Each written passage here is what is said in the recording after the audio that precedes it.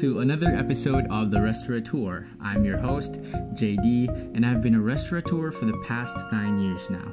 If you're new to this program, please do consider subscribing or giving us a follow depending on where you're listening or watching this from, so you'll be up to date with the latest episodes that contain the business discussions that you might probably learn something from. This episode goes out to the people out there who want to start a business because they already have a product or an idea, but are still not confident if the market will be able to accept their service or their product. This episode is also dedicated to those people who are not sure of what product they should come up with, but are really eager to do business today.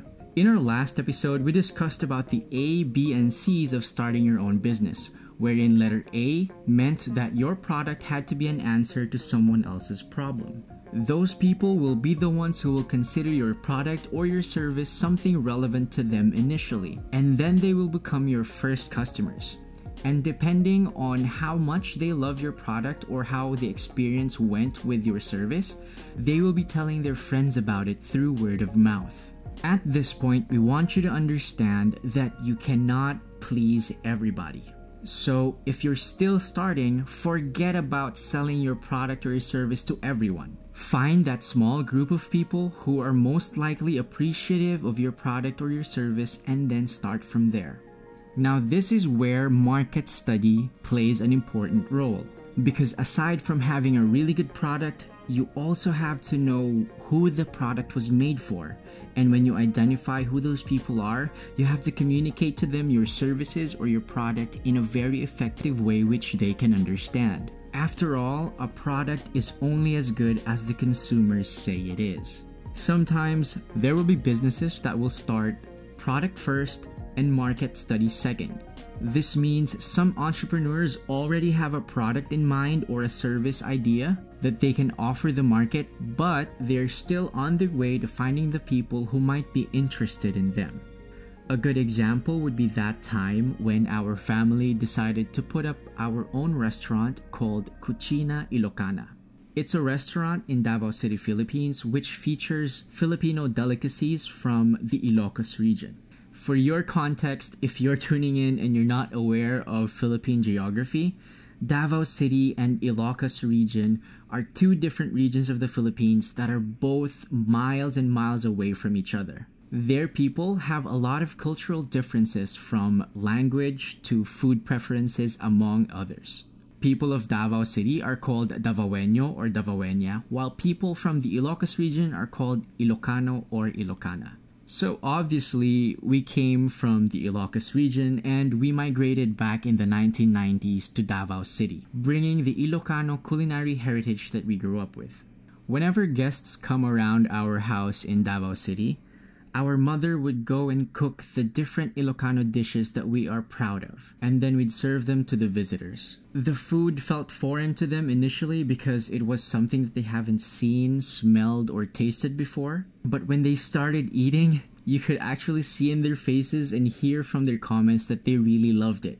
And it was the case every single time. So fast forward to 2012, our family finally decided to open up Cucina Ilocana in Davao City. And it highlighted our mother's specialty Ilocano dishes. Now, being in Davao City, where the population is mostly Davaoeño, we had to consider a lot of things. For example, first, are there enough Ilocanos like us present in Davao City? This was a really important question for us to answer, because if we find any Ilocanos in the population of Davao City, they will be our initial customers who are already aware or familiar with the food that we're offering. The more Ilocanos that we count present in Davao City's population, the higher our chances were of succeeding in this business. Second, aside from relying in the Ilocano population that is present in Davao City, we also have to consider serving Davaoeños as well. So we had to ask ourselves which portion of the Davaoeño population is most likely to appreciate Ilocano dishes. This is all the more important to know because not all Davaoeños will be able to appreciate Ilocano cuisine because of the way that it's prepared or the ingredients that's been used. It's quite a different cuisine from what they're used to. But if we manage to identify some portion of the population of Davaoeños that will appreciate Ilocano cooking, we'll be able to know which photos to show or which words we'll be using in our marketing strategies so we can deliver our message to them. Whenever you do this for your own business idea, consider a lot of factors, including age, occupation, or the market's proximity to your location. Third is we had to ask ourselves if there was any other Ilocano specialty store that was around the area where we wanted to occupy.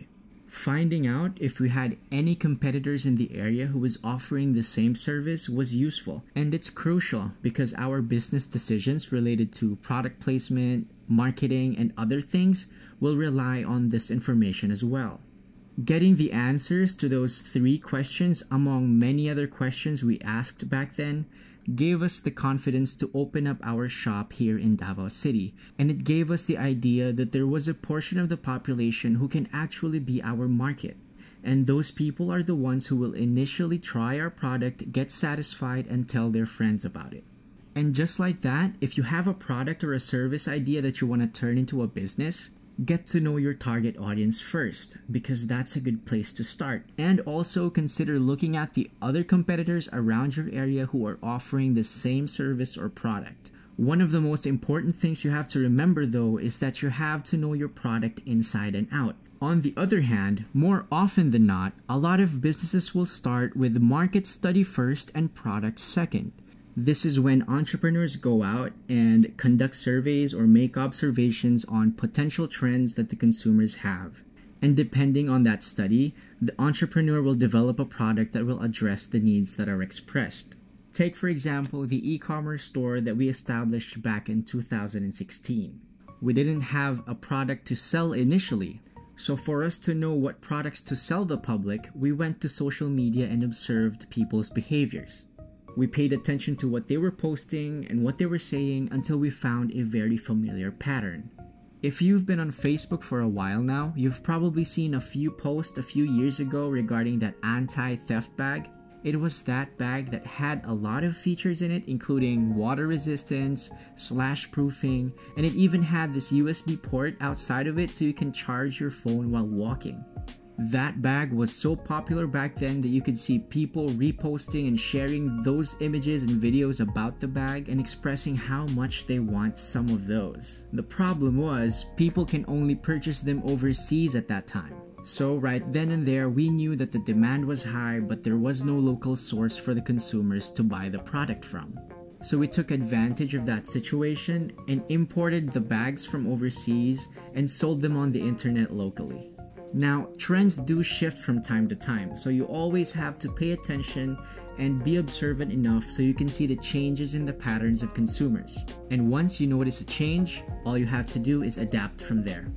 Regardless if you have a product that you've created, something that you just bought and you want to resell, or a skill that you're really good at, you can make a business out of those. You just have to find the right group of people who will initially appreciate your product, consider it as something relevant to their lives, and then you find out a way how to effectively communicate with that particular audience. Now, no matter your situation at the moment, there is always that business opportunity that is just waiting to be taken. You just have to be vigilant and be flexible so you can respond to these opportunities creatively. So if you see a demand in something and you have that something in possession, go ahead and take the shot. Remember, these are just a few things which we can use the entrepreneurial mindset. There are a lot of ways that we can actually harness this gift, and it may take some time for some of you, but if you master this way of thinking, you will be one step closer to your business success. Once again, this is JD of The Restaurateur. Thank you guys so much for tuning in. I hope you guys learned something valuable today, and I'll see you guys in the next episode. Good luck on your business ventures.